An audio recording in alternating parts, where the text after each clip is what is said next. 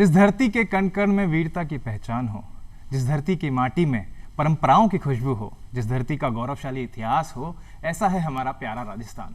दोस्तों, राजाओं का स्थान राजस्थान, जो कि पूरे विश्व में एक अलग पहचान रखता है। यहाँ की संस्कृति, यहाँ की कला, यहाँ के महल और यहाँ की ऊँटों की सवारी सभी के दिलों को छू लेती है। तभी तो पूरे विश्व से लोग बाग आते हैं और रॉयल राजस्थान को फील करते हैं। इसी खूबसूरत सोच, इसी विचार के साथ आप सभी का बहुत बहुत स्वागत है धरती दुरारी में। मैं हूँ आपके साथ अंकित सेन। दोस्तों, आज का जो एपिसोड है वो बड़ा ही खास एपिसोड है, क्योंकि अक्सर आप देखते हैं कि धरती दुरारी में हमारे पास एक गेस्ट होते हैं, लेकिन मौका भी कुछ खास है। तो आज हमारे साथ दो गेस्ट हैं, तो मिलाते हैं हमारे पहले मेहमान से। अतुल जी, बहुत बहुत स्वागत है आपका। अतुल कुमार जी, जो कि एक रिटायर्ड IPS ऑफिसर हैं और आर्टिस्ट हैं और लेखक हैं। हमारे दूसरे मेहमान पंकज ओझा जी, जो कि सीनियर RS ऑफिसर हैं और वर्तमान में रजिस्ट्रार हैं राजस्थान सिविल सर्विसेज ट्रिब्यूनल के। सर, आप सभी का बहुत बहुत स्वागत है, आप दोनों का बहुत बहुत स्वागत है। अतुल जी, आपसे शुरुआत करना चाहेंगे। राजस्थान की महक पूरे विश्व में फैली हुई है, और ऐसा आपको क्या लगता है कि राजस्थान के जो लोग हैं, राजस्थान का जो कल्चर है, राजस्थान की जो संस्कृति है, वो सभी को अपनी ओर खींच लेती है? आपको क्या लगता है? अंकित भाई, सबसे पहले तो मैं पूरे प्रदेशवासियों को आज के राजस्थान दिवस के अवसर पे बहुत बहुत बधाई देना चाहता हूँ। ये एक हमारे लिए एक गौरवशाली दिवस है। हमें उसको बहुत अपने गौरव के साथ, उल्लास के साथ, आदर सम्मान के साथ मनाना है और हमारे प्रदेश की उपलब्धियों को याद रखना है, आगे बढ़ाना है।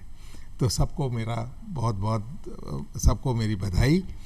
दूसरा, मैं अपने आप को बहुत गौरवान्वित मानता हूँ कि मैं एक भारतीय भी हूँ और एक राजस्थानी भी हूँ। मैं राजस्थान का जाया जन्मा हूँ और मुझे राजस्थान से, अपनी मिट्टी से बहुत लगाव है। आपने जो बात कही कि राजस्थान लोगों को आकर्षित करता है, उसमें इतनी विशेषताएं हैं कि अनगिनत विशेषताएं हैं। यहाँ का जनमानस जो है, यहाँ की परंपराएं जो हैं, उनमें अनूठापन है। यहाँ हम अतिथि देवो भव का जो सिद्धांत है, पधारो हमारे देश के जैसे स्लोगन्स हैं, यहाँ हम हर एक, चाहे देसी हो या विदेशी पर्यटक हो या कोई भी व्यक्ति हो, हम उसको सहसम्मान अपना राज्य में आमंत्रित करते हैं और उनकी देखभाल भी करते हैं और उनके सुख दुख के लिए, अपने उनके मनोरंजन के लिए, उनकी सेवाओं के लिए बहुत समर्पित रहते हैं। बिल्कुल। यहाँ कलाकृतियाँ पैदा हुई। यहाँ के इतिहास में योद्धाओं के इतिहास हैं, वैलर का इतिहास है, वीरता का इतिहास है, ये बलिदान का इतिहास है। हमारे को बहुत गौरव होता है जब हम पन्ना दाय का नाम लेते हैं। हमें बहुत गौरव होता है जब हम मीराबाई का नाम लेते हैं। हमें बहुत गौरव होता है जब हम महाराजा जयसिंह का नाम लेते हैं, जब हम जंतर मंतर की बात करते हैं, जब हम यहाँ के महलों की बात करते हैं। हमारी जितनी भी परंपराएं हैं, उनमें एक जो खिंचाव है, मैंने राज्य में, देश में और विदेश में कई जगह अपने सरकारी दौरों में भी देखा। जो बात हमारे देश राज्य की है, उनके अपनी खूबियां हैं जी, लेकिन जो बात हमारे राज्य की है, बहुत कम जगह देखने को मिलती है। बिल्कुल बिल्कुल बिल्कुल। पंकज जी, आपको क्या लगता है, क्योंकि राजस्थान का जो कल्चर है बहुत ही वास्ट कल्चर है। यहाँ का यहाँ कण कण में कुछ नायाब चीज़ ही होती है, चाहे वो पोशाक हो, हमारा पहनावा हो, यहाँ का खान पान, बहुत वैरायटी होती है। आप इसको किस तरीके से देखते हैं? पहले तो राजस्थान वासियों को सभी को शुभकामनाएं जी। ऐसे मुबारक मौके पे हम यहाँ बैठे हैं जी। आपने जो सवाल पूछा अंकित भाई, वो बड़ा शानदार है कि राजस्थान की क्या चीज़ है जो खींचती है और इतनी वैरायटी क्यों है, इतना सब कुछ रिच क्यों है, कल्चर में संपन्न क्यों है। ये बात सही है कि यहाँ की धरती, आपको आश्चर्य होता होगा कि अमेरिका, फ्रांस, जर्मनी जैसे भौतिक प्रगति में जो शिखर पर है जी, वो राजस्थान आता है, यहाँ ऊँट के जहाज़ पर, ऊँट पर हमारे बैठता है और जाकर के जैसलमेर के दौरों में मिट्टी में लौटता है। बिल्कुल। ये कैसी भूमि है? उसका कारण है हमारे यहाँ पे प्राकृतिक विषमताएं बहुत रही, अकाल बहुत रहा, कभी क्या। तो उन प्राकृतिक विषमताओं के चलते भी हमारे लोगों ने अपने आप को खुशियों से, उत्साह से, समृद्धि से संचार रहने के लिए हमने अब जीवन के हर कण कण में खुशियाँ खोजी। हमने पहनावों में गाढ़े रंग लिए, गहरे रंग लिए, लाल, पीले, नीले, हरे। आप देख सकते हैं रामनवमी पे जब और राजस्थान दिवस पर जो प्रोग्राम्स होते हैं, कितनी वैरायटी है वेशभूषाओं में। इसी तरह हमने संगीत में, हमारे इतनी वैरायटी है कि हमारा संगीत पूरे विश्व में जाना जाता है, पहचाना जाता है, लोग उसको देखते हैं, समझते हैं। इसी तरह से हमारे यहाँ पे नृत्य की इतनी शैलियाँ हैं कि हमें याद रखना मुश्किल हो जाता है। पंजाब हरियाणा में जाएं तो भांगड़ा और गिद्दा के आगे जी। लेकिन हमारे यहाँ इतनी शैलियाँ हैं, इतना हमारे खान पान है, खाने की इतनी वस्तुएं हैं, इतनी मिठाइयाँ हैं, केर सांगरी है, अचार है, ढेर सारी चीज़ें हैं।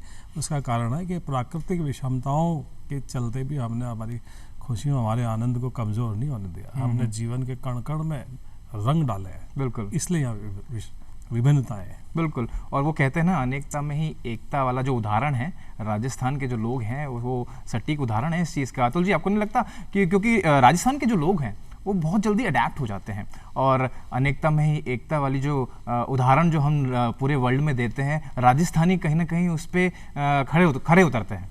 अंकित भाई, मेरे को एक बहुत सुखद अनुभव हुआ है जी, क्योंकि मेरा नॉर्थ ईस्टर्न कैडर था और हमारे राज्य से लोगों ने एडवेंचरस लाइफ लीड की।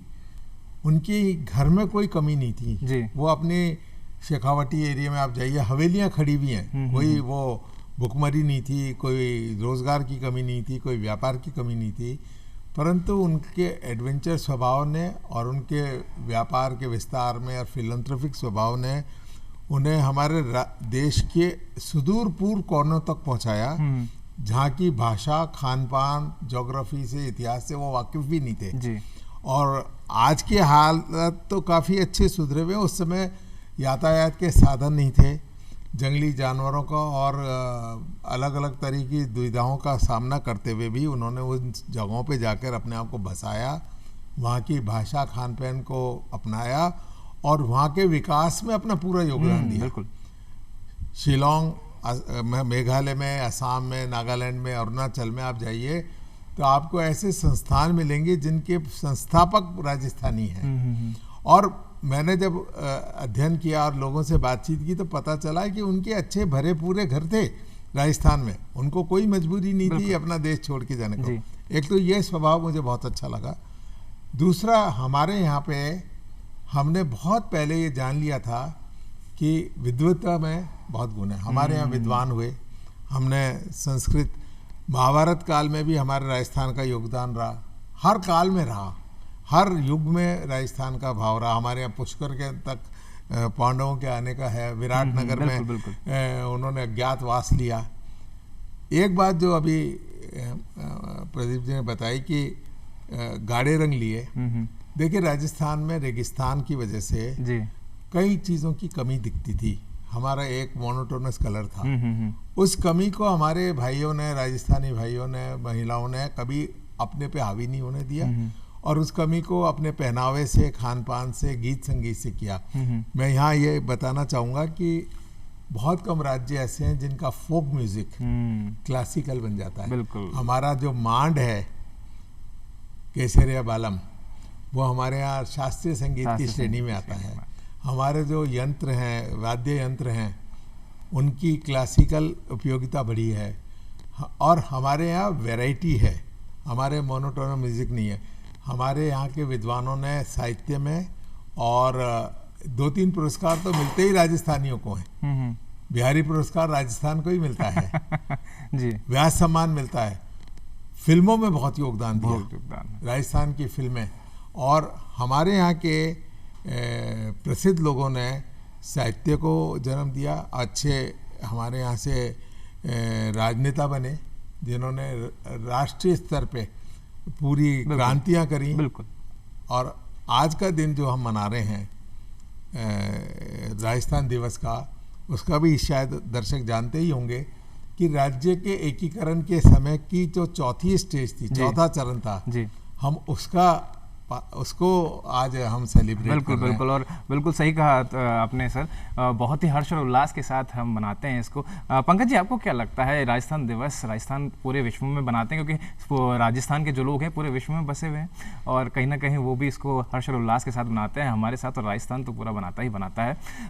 आप इस दिन को किस तरीके से देखते हैं, क्योंकि आपने बहुत काम भी करा है राजस्थान के अंदर, आपकी क्या ओपिनियन है? देखो, अनेकों रियासतों, जागीरों, छोटे छोटे राज्यों, बड़े राज्यों, इन सबको एक करना ठिकाने थे। इन सबको एक करके जो प्रक्रिया थी वो कोई छोटी मोटी प्रक्रिया नहीं थी जी।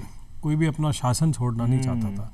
उनको एक करके लाना और एक राज्य का निर्माण करना। वो गठन पूरा होता है 30 मार्च को, और जैसे ही ये राजस्थान बना, राजस्थान ने बनने के साथ ही न सिर्फ देश में बल्कि विदेशों तक अपने झंडे गाड़े। राजस्थानियों ने अपनी पहचान बनाई, चाहे आप अमेरिका चले जाएं, वहाँ के डॉक्टर्स, उनकी एसोसिएशन, इंग्लैंड चले जाएं, दूसरे देशों में चले जाएं, राजस्थान वासियों ने हर जगह अपने झंडे गाड़ दिए। पूरे राजस्थान में तो ही है, बल्कि पूरे देश में जो सबसे बड़े उद्योगपति हैं, जिनके बड़े उद्योग धंधे हैं, वो भी हमारे शेखावाटी से निकले।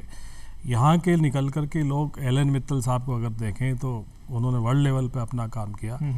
तो मैं ये राजस्थान दिवस को इस रूप में समग्र रूप से देखता हूँ कि हमारे अंदर जो अंदरूनी चेतना है, उस चेतना का विस्तार है ये। और इस दिन सब लोग हम मिल कर के ये भी शपथ लेते हैं, और हमें लेनी चाहिए कि हम हर व्यक्ति कैसे राजस्थान के सर्वांगीण विकास में अपना भरपूर योगदान दे सकते हैं, ताकि राजस्थान का ही नहीं, देश का भी पूरे विश्व में कल्याण हो, नाम हो और अच्छा हम कर सकें। बहुत खूबसूरत बात कही पंकज जी आपने। लेकिन आपने संस्कृति और कला विभाग में भी अपनी सेवाएं दी हैं। आपको क्या लगता है किस तरीके से हम हमारी संस्कृति को आगे लेके जा सकते हैं, हमारी कलाओं को आगे ले जा सकते हैं, क्योंकि आपने डिपार्टमेंट भी संभाला है, अपनी सेवाएं भी दी है, आपको क्या लगता है? राजस्थान सरकार भी इस दृष्टि में बहुत सारे काम कर रही है जी। वर्तमान हमारे मुख्यमंत्री जी और शासन और दूसरे अधिकारीगण इसके बारे में बड़े सजग हैं, सचेत हैं। तो विश्व के जो कला मर्मज्ञ हैं, देश के हैं, दूसरे राज्यों के, उनके साथ बैठ कर के चर्चाएँ की जाती है। हमारे फोक आर्ट, हमारे जो आर्ट, दूसरे आर्ट हैं, राजस्थान की जो पारंपरिक संगीत है, शैलियाँ हैं, नृत्य शैलियाँ हैं, नाटक की है, थिएटर है और दूसरी जितनी भी है, उसके लिए सरकार बहुत सारे काम कर रही है। इसके लिए बहुत सारे कोर्सेज चलाए जाते हैं, ट्रेनिंग्स दी जाती है। जवाहर कला केंद्र में बहुत सारे इस तरह के प्रोग्राम्स होते हैं, उनको प्लेटफॉर्म भी दिया जाता है। तो कई तरह के लेवल पे, पहला तो ये कि उनको प्रशिक्षण दिया जाए, नए लोग आएँ, उन शैलियों को सीखें, फिर जब वो तैयार हो जाएं तो उनको मंच उपलब्ध कराया जाए, उनको रोज़गार कैसे मिले, इसके लिए काम किया जा रहा है। तो ये सारी चीज़ें सरकार तो कर ही रही है, दूसरी संस्थाएं भी कर रही है। तो जब हम कला को समझेंगे, उसका महत्व समझेंगे और उन्हें आगे बढ़ाएंगे, ट्रेनिंग देंगे, ये सारे काम करेंगे, तो वर्ल्ड लेवल पर आज राजस्थानी संगीत अपनी पहचान बना चुका है। इसको भी बॉलीवुड में भी यूज किया जाता है और जगह भी किया जाता है। जैसे आपने कहा कि पधारो हमारे देश, शास्त्रीय संगीत भी है, क्योंकि इसमें जो पीलू राग है, वो पीलू राग के ऊपर बेस्ड होने से ये शास्त्रीय संगीत की कोटि में भी आ गया जी। इसी तरह से लुप्त होती हुई कलाओं के लिए भी सरकार काम कर रही है, और हमें करना चाहिए कि हमारे जो पारंपरिक गाने बजाने की शैलियाँ थी, पारंपरिक वाद्य यंत्र है, इसके अलावा हमारी लिपि है, हमारे पुस्तकें हैं, हमारे जो अभिलेख हैं, इसके लिए डिजिटलाइज किया जा रहा है चीज़ों को। उनको कैसे हम पांडुलिपियाँ उनको बचाएं, तो इसके लिए जो आधुनिक टेक्निक्स का यूज करके ये सारे काम किए जा रहे हैं। हमारी जो थाती हैं, किले, महल, स्थापत्य, इसके अलावा बावड़ियाँ, मूर्तियाँ, इन सब को प्रिजर्वेशन किया जा रहा है। हमको कोशिश करनी चाहिए कि हमारी जो प्राकृतिक ये जो हमारी संपदा है राजस्थान की, इसको हर एक व्यक्ति अपनी जिम्मेदारी ले, बिल्कुल, और उनका संरक्षण करना, नहीं तो ये धीरे धीरे लुप्त होती है। बहुत खूबसूरत बात कही पंकज जी आपने कि जो हमारी सांस्कृतिक विरासतें हैं, उसको कहीं ना कहीं हमारी जिम्मेदारी होती है कि उनका संरक्षण हमें करना चाहिए। पंकज जी ने, अतुल जी अभी लोकगीत की बात करी, और लोकगीत हमारे जो है राजस्थान का पूरे विश्व में एक अलग पहचान रखता है, और आप भी कहीं ना कहीं गीत से जुड़े हुए हैं। आप क्या कहना चाहेंगे, किस तरीके से हम हमारा राजस्थान का जो लोकगीत है इसको और आगे लेके जा सकते हैं? अंकित भैया, गीत संगीत हमारी मट्टी से जुड़ा हुआ है जी।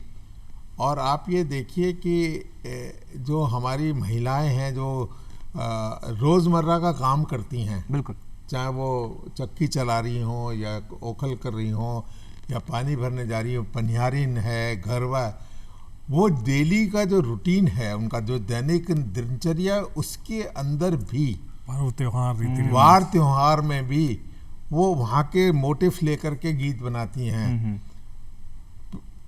और उसमें जो दिनचर्या से जुड़े हुए विषय भी हैं ना, उनसे भी वो उनसे गीतों में अपने आप को मनोरंजन करती हैं। मैं एक बात यहाँ आपको इंगित करना चाहता हूँ कि हमारी महिलाओं ने गीत संगीत को बढ़ाने में बहुत बड़ा, हमारी गुलाबो वर्ल्ड फेमस हुई हैं, उन्होंने कालबेलिया डांस को वर्ल्ड फेमस किया है। यहाँ की नृत्यांगनाएँ बहुत फेमस हुई हैं और उन्होंने हर जगह कार्य किया है। हमारे संगीत को विश्व में पहुँचाने में मांड गायकी, कजरी माई की, ये जो यूपी की कजरी वगैरह है, इसका राजस्थानीकरण भी हुआ है और वीरांगनाएं हुई हैं। मेरे बचपन से हमको हमारे माँ बाप ने बताया कि हम लोग चूँकि अर्बन एनवायरनमेंट में रहते थे, तो वो बताते थे कि डिलीवरी के दिन तक महिलाएं पानी भरने कोसों दूर जाती हैं और घर पे आके उनकी डिलीवरी हो जाती है। इतनी सुघड़, इतनी हेल्दी माइंड की, इतनी फिजिकली मेहनती महिलाएं होती हैं। और हमारी महिलाओं ने तो अपनी इज्जत बचाने के लिए जौहर किए हैं। बिल्कुल बिल्कुल, उन्होंने जौहर किए हैं, उन्होंने अपने पतियों के साथ बलिदान दिए हैं, जब भी हमारी परंपराएं जीवित हैं। हमारा हर त्योहार रंगीला होता है। बिल्कुल, जैसे पंकज साहब ने कहा कि हमारे रंगोली बनती है, आज कभी गनगौर बनती है, कभी क्या बनती है, उसकी पूजा होती है। मैं आपको एक बात और बता दूं यहीं पे कि जब आपने ये प्रश्न किया है कि राजस्थान के लोगों का स्वभाव कैसा है, हर धर्म का यहाँ पे इज्जत है, हर धर्म की इज्जत है। हमारे यहाँ गरीब नवाज की दरगाह में कोई जात पात का भेद नहीं है। हिंदू, मुसलमान और दूसरे सब धर्म के लोग उसी श्रद्धा सम्मान के साथ जाते हैं। शंकर शंभू हमारे यहाँ के सबसे बड़े कव्वाल हुए, जिनकी कव्वालियाँ विश्व में मशहूर हुई। बिल्कुल, जगजीत सिंह जैसे गज़ल गायक हुए जो सरदार थे, और भरत व्यास जैसे संगीतकार हुए जिन्होंने फिल्म में साहित्य का सबसे पहले प्रयोग किया। ये कौन है चित्रकार, ये कौन है चित्रकार। और जितना भी शुद्ध हिंदी साहित्य को यहाँ के महिपाल थे जो राजस्थानी और नवरंग जैसी पिक्चरों के अंदर उन्होंने किया। यहाँ के नरसिंह मेहता पे फिल्में बनी। यहाँ के मंदिरों में मुझे तो यहाँ तक सिखाया गया है कि हमारे यहाँ शायद काशी से ज़्यादा मंदिर एक शहर में, जयपुर में ही मिल जाएंगे। बिल्कुल, तो बिल्कुल। ये जो श्रद्धा भाव है, और हमारे यहाँ अजमेर में और सब जगह ईसाई धर्म भी पनपा, सिखिज्म भी पनपा, ये इस बात को दर्शाता है कि हम एक कॉस्मोपॉलिटन कम्युनिटी हैं। हम सारे जैनियों के इतने बड़े एस्टेब्लिशमेंट हैं, और जैनी हमारे यहाँ जयपुर फुट ने विश्व में तहलका मचा है। बिल्कुल, इससे बड़ा सेवा का कोई उदाहरण मिलना मुश्किल है, जहाँ मुफ्त में बिना किसी दाम को लिए रिहेबिलिटेट करने के लिए एक अंग का प्रत्यापन कर देना। और कहीं ना कहीं अतुल जी यही खूबसूरती है हमारी राजस्थान के लोगों की। जी हाँ, इसमें इससे जो सुख मिलता है वो हमारी जो भौतिक सुख सुविधाएं हैं उनसे नहीं मिलेगा। बिल्कुल, आप दूसरी जगह जाते हैं, आपको सुख सुविधाएं मिल जाएंगी, आपको अच्छे होटल भी मिल जाएंगे, होटल यहाँ भी अच्छे हैं, लेकिन जो हम सामाजिक स्तर पे जो ग्राउंड लेवल के ऊपर हम सेवा कर रहे हैं लोगों की, और सभी राज्य सरकारों ने अपने अपने कार्यकाल में आगे से आगे बढ़ करके जो संस्थाएं पैदा की हैं यहाँ पे, विश्व स्तर की संस्थाएं पैदा की हैं। हमारे यहाँ के डॉक्टर्स हैं, जैसे आपने फरमाया, उसमें बहुत बड़ा योगदान। बिल्कुल, कहीं ना कहीं सभी ने अपना अपना योगदान दिया है, और राजस्थान के जो लोग हैं अलग पहचान कहीं ना कहीं रखते हैं। पंकज जी, आपने धर्म की बात करी, और अतुल जी आपने भी धर्म की बात करी, लेकिन आपने बहुत अच्छा कार्य किया है, जो कि सनातन धर्म के जितने भी चिन्ह हैं पूरे विश्व से आप लेके आए हैं, उसके बारे में जानना चाहेंगे। मैं अपने आध्यात्मिक यात्रा के दौरान बहुत लोगों से मिला, जाना, सारे ग्रंथों के ऊपर भी मेरी श्रद्धा है, तो मैं वहाँ भी पहुँचा। तो मेरी इच्छा हुई कि हमारी सनातन संस्कृति कहाँ तक फैली हुई है जी। तो पता लगा कि हमारी सनातन संस्कृति अमेरिका, रूस का सबसे लास्ट का देश जो जॉर्जिया अजरबैजान है वहाँ पर है, ओमान में है, पाकिस्तान, बांग्लादेश, इंडोनेशिया, आयरलैंड, बाली, ऐसी कोई जगह नहीं है जहाँ पर कि हमारी सनातन संस्कृति के चिन्ह नहीं मिले हों। रूस की वोल्गा नदी के पास खुदाई की गई तो विष्णु की मूर्तियाँ मिलती है। क्या बात। अभी लेटेस्ट न्यूज़ है कि सऊदी अरब में हमारे चिन्ह मिलते हैं, वेटिकन में शिवलिंग मिलता है। ऐसी अनेकों चीज़ें मुझे जो प्राप्त हुई तो मैंने उन पर लिखना शुरू किया। तो मुझे ओमान जैसी जगह पर, अभी मोदी जी भी वहाँ पधारे थे, माननीय प्रधानमंत्री, वहाँ मंदिर है, चारों तरफ रेगिस्तान है, एक कुआं है जिसका पानी कभी नहीं सूखता और उसमें मीठा पानी है। तो ऐसी अद्भुत चीज़ें हैं। जैसे श्रीलंका से जब राम जी निकले और सीता मैया को प्यास लगती है तो वो तीर से कुआं खोदते हैं। बिल्कुल। तो वो चारों तरफ समंदर है, उसका खारा पानी है, लेकिन उस कुएं में मीठा पानी मीठा है। पानी। ये बड़ी अचरज की बातें हैं। तो ऐसी सारी चीज़ों को मैंने संकलन करने की कोशिश की है। बहुत ही अच्छा काम आपने करा और कहीं ना कहीं जो सनातन धर्म है पूरे विश्व में अपनी जो है अलग ही मुकाम जो है वो रख रहा है। अतुल जी, आपसे बात करना चाहेंगे। राजस्थान के अंदर एक बहुत ही अच्छा उदाहरण दिया है, वो उदाहरण दिया है पर्यावरण को लेके, क्योंकि यहाँ पे खेजड़ी मूवमेंट भी हुआ है। तो पर्यावरण के लिए ऊपर भी राजस्थान के लोगों ने काफ़ी अच्छा काम करा है। मैं पंकज भाई की जो पानी वाली जी। बात है उससे थोड़ा सा शुरू होता हूँ। रेगिस्तान की वजह से राजस्थान में पानी की कमी का महसूस होना लाजमी है, लेकिन एक बात जो हम सबको जाननी चाहिए वो ये है कि राजस्थान में हर आदमी के ज़मीर में पानी है। उसका पानी वाला करैक्टर है, उसकी आँख में पानी है, उसमें ममता है, उसमें अपने ज़मीर की इज्जत है। और हमारी तलवारों में पानी था, जिससे कभी भी कोई बड़ा एग्रेसर यहाँ पे सक्सेसफुल नहीं हुआ। और कोई लंबी दास्ता की कहानी नहीं है जो पूरे देश के साथ हुआ, उसके हम भी भागीदार रहे हैं, लेकिन हमने अनड्यू सैक्रिफाइस नहीं किए, वो गुलामी नहीं भुगती। बिल्कुल। और हमारी वीरता की कहानियाँ, जिसमें पन्नादाय जैसी ने अपने महिला ने अपने निजी बेटे को, राजा के बेटे को बचाने के लिए बलिदान दे दिया। इस तरह से हमारे यहाँ पानी का जो महत्व है, जैसे आपने फरमाया, ऐसे रेगिस्तानी एरिया में हमारे यहाँ जो पानी है उसका अर्थ ही दूसरा है। और जो आपने प्रश्न किया कि किस तरह से अमृता देवी पर्यावरण का है जी। खेजड़ी एक ऐसा वृक्ष है जो पर्यावरण के लिए बहुत महत्वपूर्ण है। बिल्कुल। आज हम पर्यावरण को लेकर बहुत चिंतित हैं, लेकिन उस समय में जब पर्यावरण को लेकर इतनी चिंतन नहीं थी और लोगों ने ये समझ लिया था कि ये संपदा हमें मुफ्त में मिली हुई है और ये कभी मिटेगी नहीं और हम आराम से रहेंगे, पॉपुलेशन प्रेशर की वजह से इस पे दबाव पड़ा और अंतर्राष्ट्रीय योजना बनी। उस समय लोगों ने खेजड़ी की उपयोगिता समझी और जब वो काटने के लिए लोग आए तो लोगों ने अपने आप को पेड़ से चिपका लिया और कटने के लिए तैयार हो गए। हमारे यहाँ पक्षियों की, हमारे यहाँ ऐसे समाज हैं जो पशुपालन और पक्षियों की और जानवरों की सुरक्षा की जिम्मेदारी लेते हैं। हमारे यहाँ अभयारण्य हैं जहाँ पे हम देसी विदेशी जानवरों को और पक्षियों को संरक्षण देते हैं। तो ये जो पर्यावरण से प्रेम है, हमारा माउंट आबू का जो पूरा अरावली का बेल्ट है, वो हमारे पर्यावरण का एक बहुत अच्छा संयोजन करता है। उसकी जो विसिनिटी के अंदर जो पर्यावरण पनप रहा है और उसका संरक्षण हो रहा है, हमारा जो यहाँ का वन विभाग है उसमें बहुत अच्छे से कार्यरत है। और न केवल कार्यरत है, उन्होंने उसका टूरिस्ट पर्पस से भी डेवलपमेंट किया और अभ्यारण्य के पर्पस से भी किया। और किलेबंदी भी जब हुई, मैं यहाँ अल्प ज्ञान के साथ ही बता पा रहा हूँ कि किलेबंदी भी जब हुई तो उस बात का ध्यान रखा गया कि हम पर्यावरण को कोई ज़्यादा नुकसान नहीं पहुँचाएं और हमारी सुरक्षा भी हो जाए। और किलों में सब तरह की सुविधाएं हैं। आप जैसलमेर का किला लें, सोनार किला अपने आप में पूरा शहर है। बिल्कुल।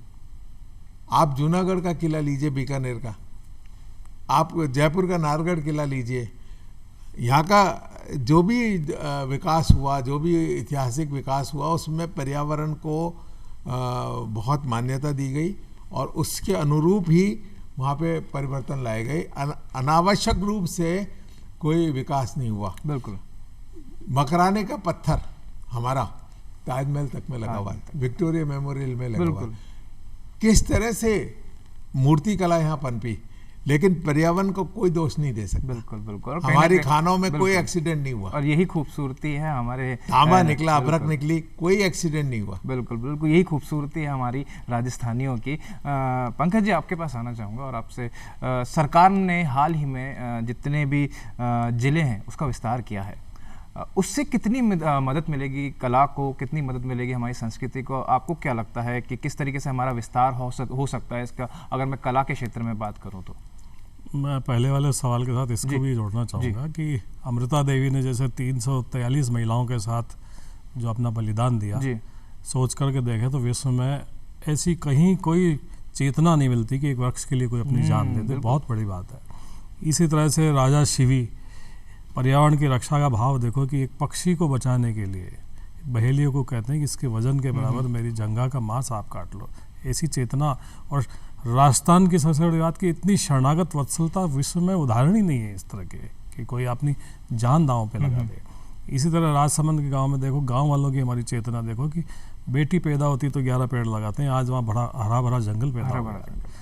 तो राजस्थान के जो ज़िले और बनाए गए हैं, ये बड़ी खूबसूरत बात है कि लोगों की एक लंबे समय से डिमांड थी। एक तो प्रशासनिक दृष्टि से अगर ज़िला बहुत बड़ा होता है तो उसकी प्रशासनिक दक्षता में कमी होने से लोगों को वो डिलीवरी नहीं मिलती जो मिलनी चाहिए।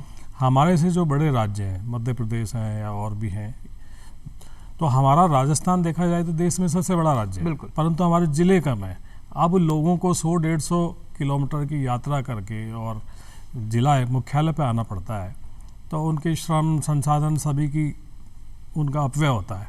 छोटे ज़िले हो जाएंगे, प्रशासनिक दक्षताएं बढ़ेंगी और ज़्यादा अच्छे तरीके से काम होगा। अब वहाँ पर जो हमारी कलाएं हैं, हमारी शैलियाँ हैं, हमारे कलाकार हैं, उनका संरक्षण, संवर्धन और उनका प्रोन्नयन, तीनों हमारी संस्थाएं ज़्यादा अच्छे से कर सकेंगी। उनको ज़्यादा अच्छे से संभाला जा सकेगा, ज़्यादा ट्रेंड किया जा सकेगा और ज़्यादा अच्छी तरीके से उनको आगे बढ़ाया जा सकेगा। तो ये बहुत ही अच्छी शुरुआत है। बिल्कुल, बहुत अच्छी शुरुआत है और कहीं ना कहीं इसके पॉजिटिव रिजल्ट भी कहीं ना कहीं मिलना शुरू हो जाएंगे।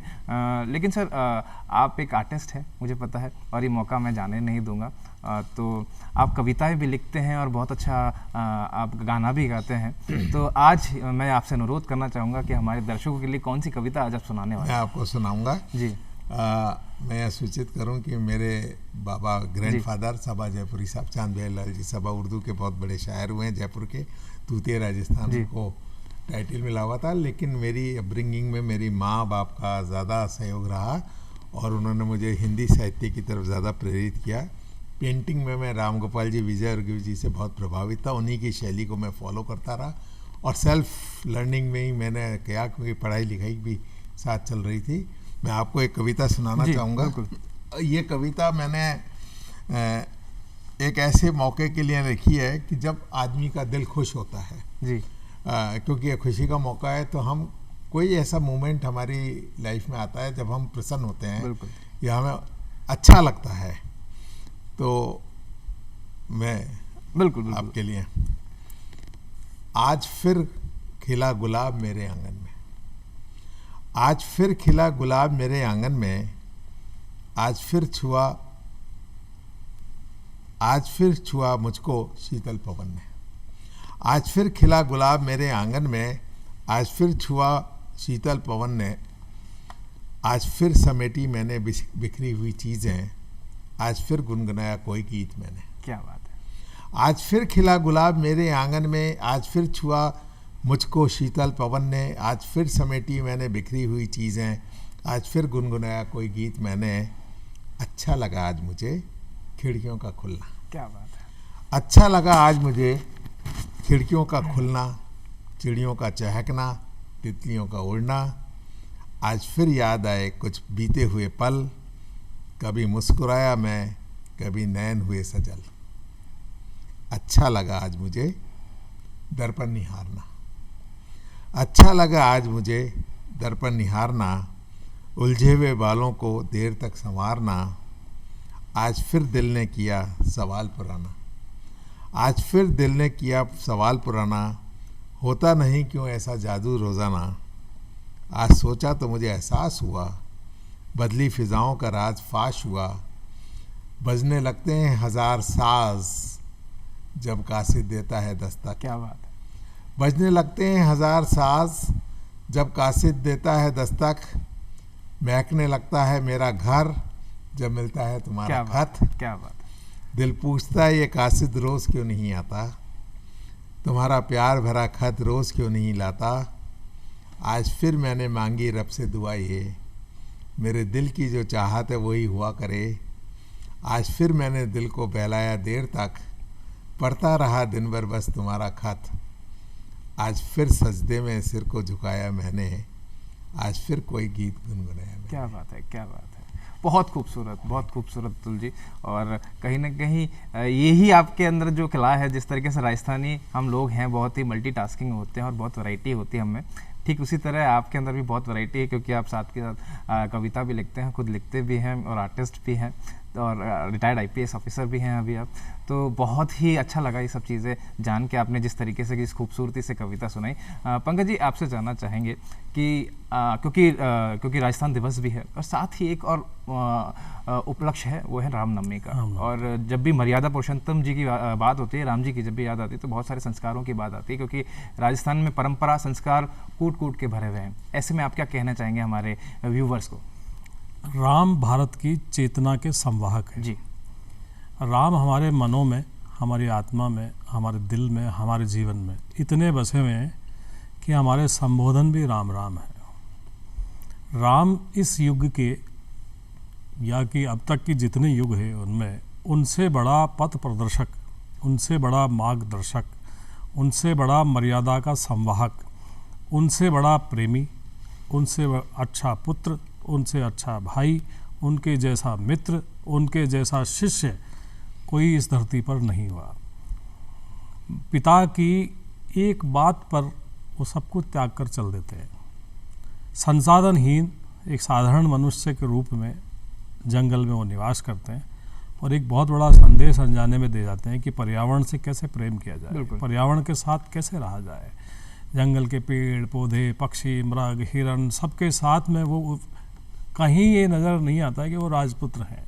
वो वैसे ही हैं जैसे जंगल में कोई और है।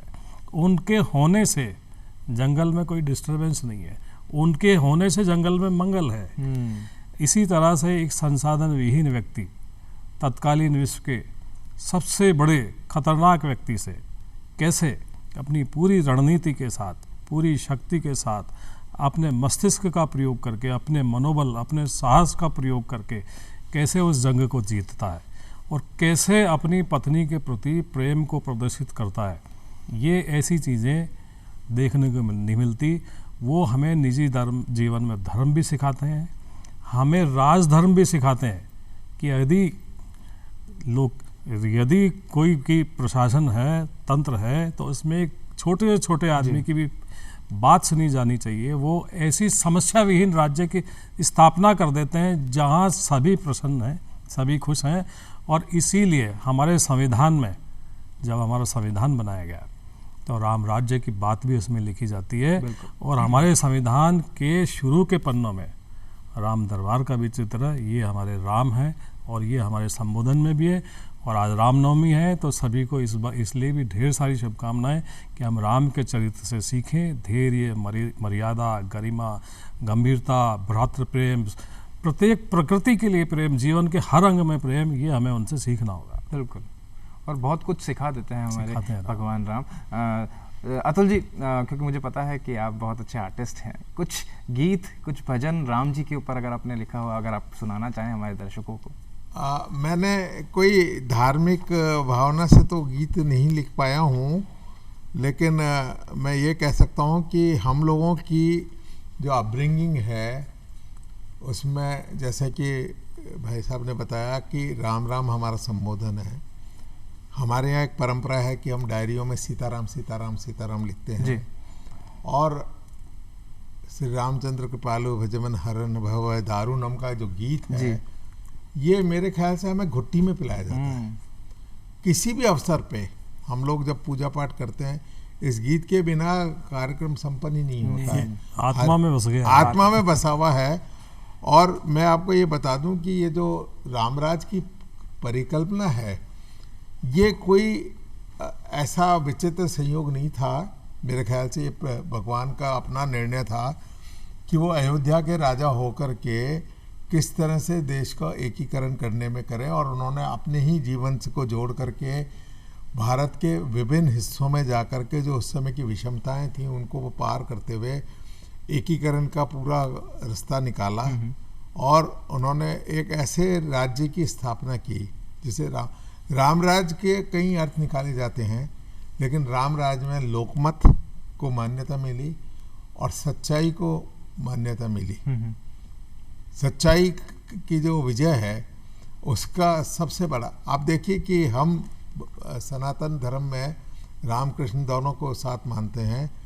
एक जगह उन्होंने मर्यादाओं का पालन करते हुए बिना किसी की मर्यादा को तोड़ करके, अनुचित रूप से नहीं तोड़ी, उन्होंने प्रयास किया, रावण को, अंगद को भेजा, हनुमान जी को भेजा, उन्होंने ऐसा कुछ नहीं किया कि कोई सरप्राइज अटैक कर दिया हो या उसकी मर्यादा। समुद्र ने जब ये कह दिया कि आपका मैं रास्ता नहीं दूंगा, नहीं तो मेरी मर्यादा भंग होती है, बिल्कुल, उन्होंने उसको स्वीकार किया और उन्होंने नल नील की मदद से ब्रिज बनाया।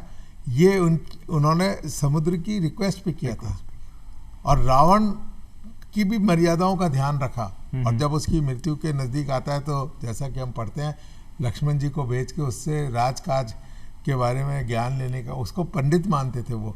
तो एक मर्यादित तरीके से अपने विपक्षी को किस तरह से मात दी जाती है।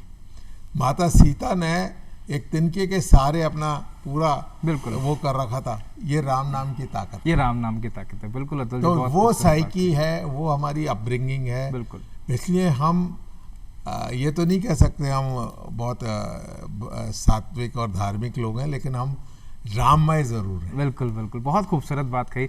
पंकज जी, कुछ सुनाना चाहेंगे रामनवमी के उपलक्ष्य में हमारे दर्शकों को? कुछ जो आप चाह रहे हैं कि कुछ सुनाना चाहिए हमारे दर्शकों को, कुछ गाना, कोई गीत, कोई भजन ऐसा? मुझे तो एक भजन बड़ा अच्छा लगता है जो अक्सर मैं गुनगुना लेता हूँ कि युगों युगों से जैसे चमके सूरज चांद सितारे, एक दिन वैसे ही चमकेंगे तेरे भाग्य सितारे, बस राम का नाम लिए जा, जीवन अविराम जिए जा। क्या बात है, क्या बहुत बात है। बढ़िया, बहुत खूब, बहुत खूब। बहुत बहुत शुक्रिया आप दोनों का कि आपने अपना कीमती समय हमें दिया। बहुत बहुत शुक्रिया सर आपका। बहुत बहुत आपका भी, और पूरे राज्य को ढेर सारी शुभकामनाएं। और मैं ये उम्मीद करता हूँ कि जिस शांतिपूर्ण तरीके से आज के परिवेश में हमारा देश है, उसमें जो राजस्थान के हर नागरिक को अपना पूरा योगदान देना चाहिए। हमारे यहाँ राज्य के प्रति अपना मान रखने का मतलब ये नहीं होता कि हम देश को कमतर समझें। देश सबसे पहले है और हम राजस्थानी होकर के देश की रक्षा करें, देश के सम्मान गौरव की रक्षा करें, इसकी मैं सबसे प्रार्थना करता हूँ। और कोशिश करते हैं कि हम सब मिलकर के प्रदेश की तरक्की के लिए और तत्कालीन जो भी हमारा प्रशासन है उसको पूरा सहयोग दें। मैं क्योंकि प्रशासनिक अधिकारी रहा हूँ, इसलिए मैं पुलिस अधिकारी रहा हूँ, मैं ये कहता हूँ कि हम लोगों में प्रशासन के प्रति श्रद्धा बढ़े, प्रशासनिक अधिकारियों को अपना कार्य सुचारू करने में योगदान दें, तो हम सबके लिए एक सुविधाजनक वातावरण बनेगा और प्रदेश शांतिपूर्ण तरीके से रह करके जो तरक्की कर सकता है वो हम करें। तब हमारे रामराज की परिकल्पना भी पूरी होगी और देश का जो गौरवमय इतिहास है उसको भी हम आगे बढ़ाएंगे। बिल्कुल, बहुत खूबसूरत बात बताई। एक बार फिर से आपका दोनों का बहुत बहुत शुक्रिया। तो दोस्तों, अभी के लिए ही इतना ही। अगली बार फिर मुलाकात होगी ऐसे ही किसी सफ़र में। तब तक खुश रहिए, आसपास साफ सफाई रखिए और देखते रहिए DD राजस्थान। फिर मुलाकात होगी।